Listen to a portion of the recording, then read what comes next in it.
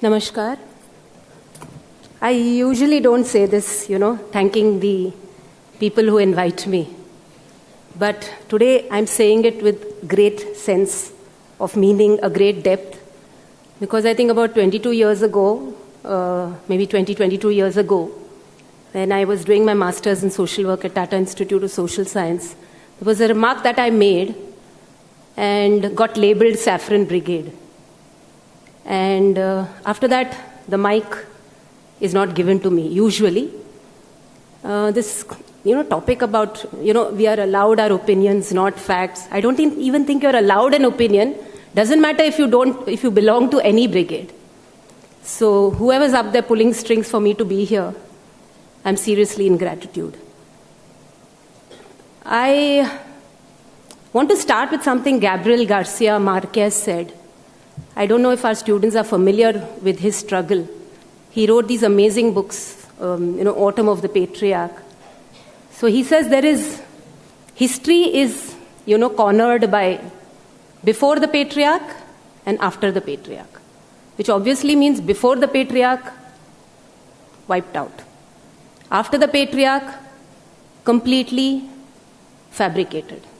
I'm not even going into things like Aryan invasion theory. It's ridiculous because Max Muller himself, the guy who created the Aryan invasion theory, invented it, in his book Home of the Aryas, debunks his own theory. He debunks his own theory. Check out, I had to make a disclaimer before I start because all this information comes from our headquarters in the West, straight from the British collectors' records. They don't come from the RSS headquarters because I'm constantly, 2 weeks ago in one of the hallowed institutions, I saw tolerance happening or dissent happening at its greatest.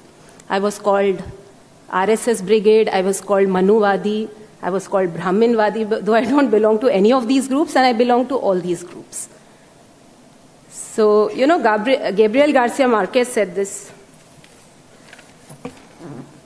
The damage to reality is at least as much political as cultural. Truth has been controlled to the point at which it has ceased to be possible to find out what it is. The only truth is that you are being lied to all the time. Now, I don't know, how early or whatever, because I have a problem with this whole education system. There was a question I wanted to ask with the first session. What is education? I mean, what we are talking about is Macaulay's, what he called essential literacy programs. It's not education. There is a difference between literacy and education. I hear these comments. We were 70% illiterate. My father's place was the place where founders of women's education. I mean, seriously, we need some training thing for all our people. I don't know how many of you all have even heard of Dharampal, read Dharampal. We used to have, until 1750, 100,000 schools in each presidency. At that time, England used to have only 500 schools. And Dharampal ji is a person who, for 10 years, because he didn't get, patronization, to use the correct word, went to England, sat there for 10 years in their libraries, and wrote this down. I have copies with me if someone wants checking, because, somebody can spout out saying that we started women's education is ridiculous. Because, somebody talked of Amartya Sen. Amartya Sen is a person who says we learned democracy from Akbar, who I call the original jihadi. Seriously. Jodha Akbar, Salim Anarkali. Anarkali was a myth. Noor Jahan was the love of his life. She was the 20th wife of Jahangir. And she ruled India, and she was from Persia. Persia, a civilization destroyed by the Arabs. Completely destroyed. Now, I'm here not as right, left, because I think these are ridiculous isms that the West has created to divide and rule us. It continues till date. I am worried only about the Indian child, who everybody else is talking about, except the real stakeholders, which is mothers, their families, the communities, and when I talk of communities, I include gurus, I don't use the word teachers because they've been reduced to managers today. They only manage. They cannot teach. And when did teaching come into? We were learning institutions. Khalil Gibran said, if you're a true guru, you place your child, your true guru will take you to the threshold of wisdom. That's it. Today we are indoctrinating our students. There was a speaker who was invited 2 weeks ago at Tata Institute, and they threatened to burn his books. He wanted to engage with them, no, but, and I'm a student. I've lectured across India.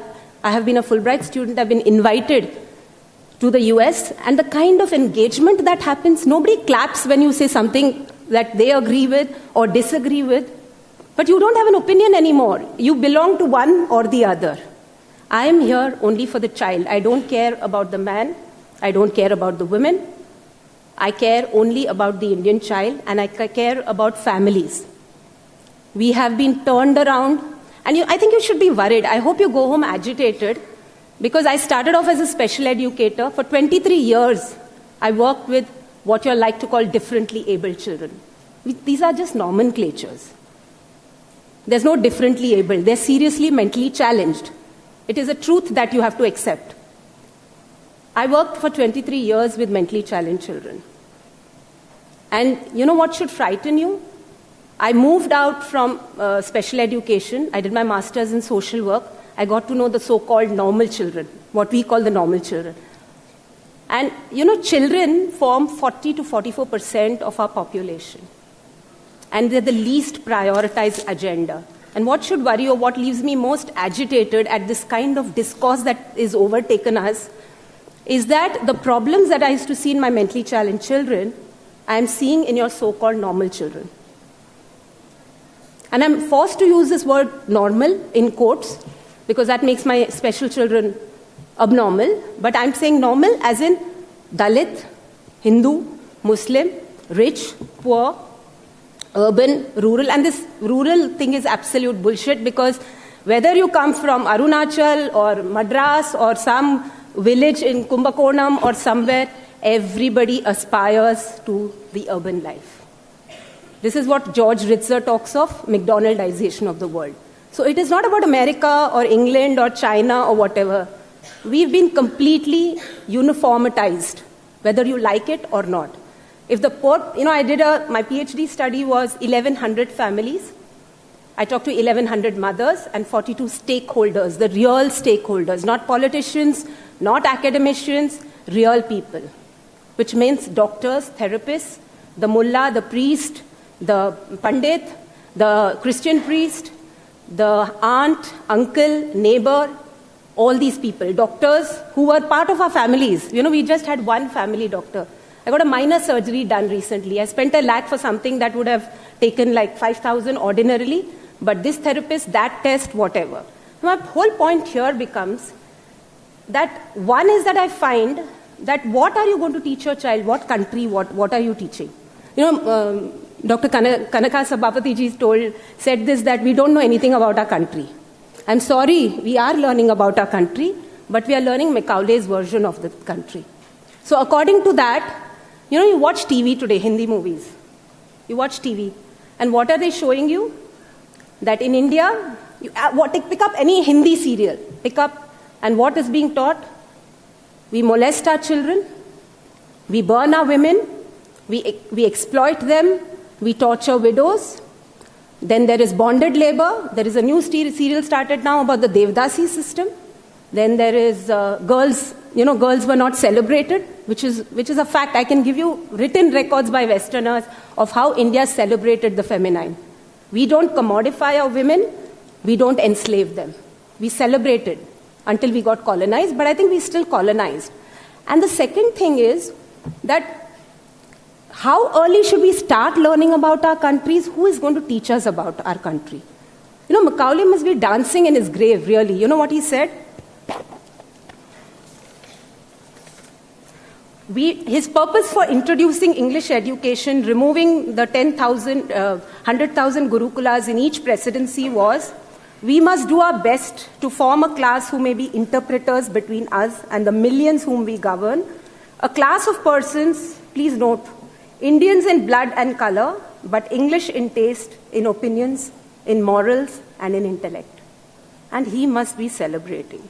Because anywhere I go, I see this kind of discourse. So it depends which side you are. I'm not on anybody's side.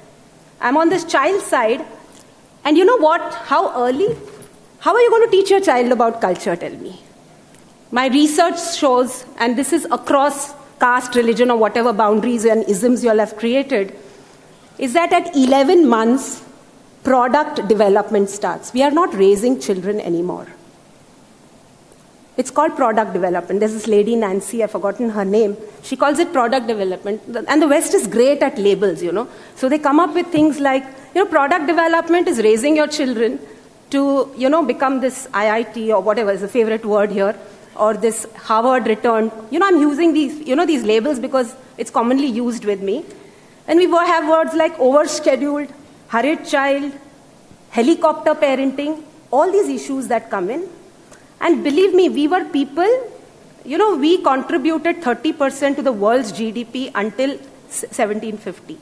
In 1950, we become something like 3 or 4%. I don't know the correct figures, but it's around that much.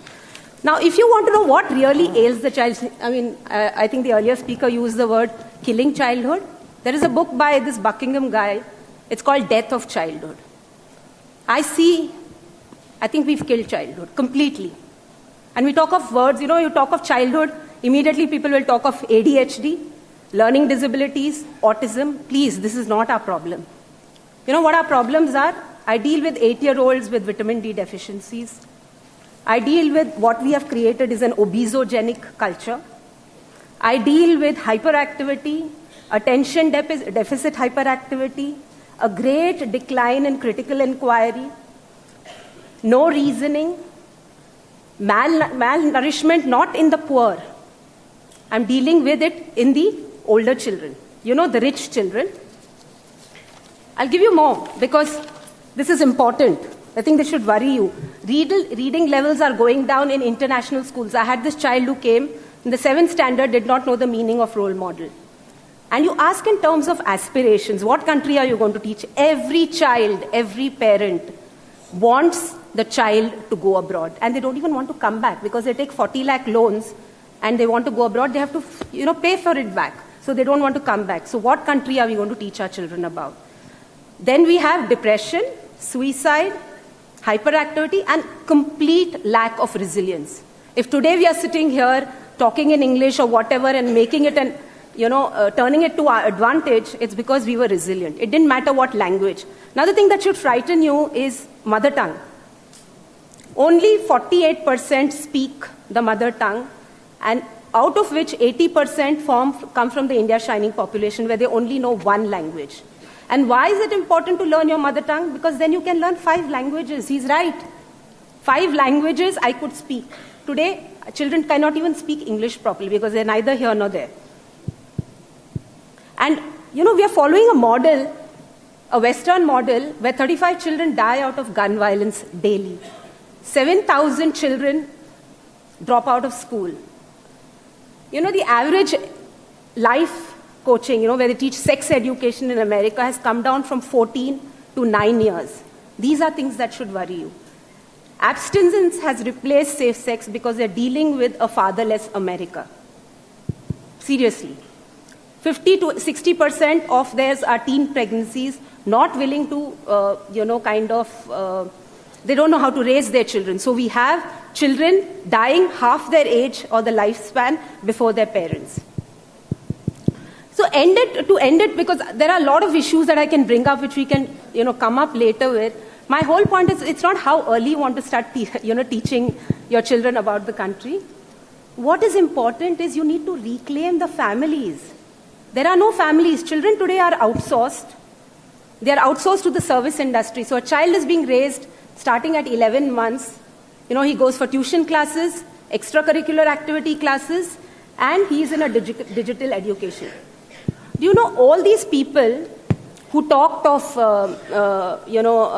digital education, or what Spengler calls weapons of mass destruction? They're like, you know, all the Steve Jobs of Microsoft or whatever, you know, that comes up. You know, Steve Jobs, you know, his company, He had no gadgets in his house. They ate together. He banned it from his home. Same with Bill Gates. Their children attend schools where they sit on the floor and do painting. Of course, children want to dream and desire, but let them have a childhood. 0 to 6, they should not be out in any school. They should be in communities and with peers. Neither the politician nor the academician, because the academician comes with an agenda. Has to be in terms of how do you reclaim your families and communities. We are a culture of aparigriha, consuming just how much you want, and interdependence. Yes, just wait. Culture of, no, it's important. You know, what I'm saying is important because you're talking about the child and nobody represents the child, whether abroad or here. I'm the only one who does it. And I'm saying that with greatness, great humility. I'm not saying it with anger. My point here becomes that we were a culture of aparigriha and we were a culture of interdependence. Today, it is about individualism and consumerism. So how, buy your own pack kind of thing. So if we need to reclaim our children, if you want to make them happy, you have to bring back the families. You have to bring back unstructured play, which I think very strongly about. And today, our children are nutritionally deficient because our food cultures have gone in. So first, think of the brain development. Whatever food that we eat today has been put, taken out. We have to go back to our traditional methods. I'm not talking of saffronization on Hindu or Indian or Muslim or whatever. I'm just saying go back to your systems where we were healthy. We lived to 150 years. Illness was not there. Very importantly, till the 17th century, there was no disability. There was no cancers. There was no nothing. 200 years later, I'm dealing with children with 5 disabilities. That itself should make you want to go back to find out what was right with our systems. I end with a very brief, what would you call? I've turned it around a little. There is this very short story of, a person makes a snowman. I think I changed it to a lady. After a little time, she finds that it starts melting. Very quietly, she goes and she puts it back from the mountains. I don't know if you get what I'm saying, but it's a huge thing. I can't remember who wrote this very short story, a Japanese. The snowman is made in the city. The sun comes out and it starts melting.